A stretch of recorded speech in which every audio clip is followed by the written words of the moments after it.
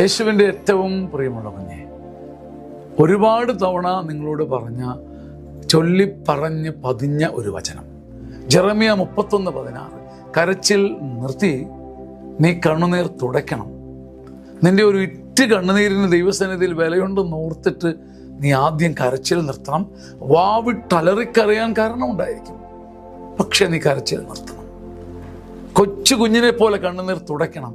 നിന്റെ ഉള്ളിൽ നിനക്ക് വലിയ അഗ്നിപർവ്വതം പൊട്ടുന്ന പോലെ ബോധ്യം വേണം.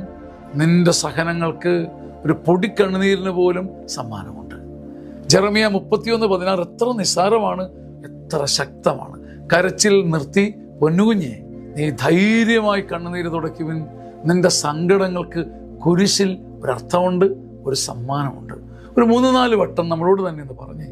ഞാൻ ലക്ഷക്കണക്കിന് തവണ ആവർത്തിച്ച വചനമാണ്. കരച്ചിൽ നിർത്തി കണ്ണുനീർ തുടയ്ക്കുവിൻ.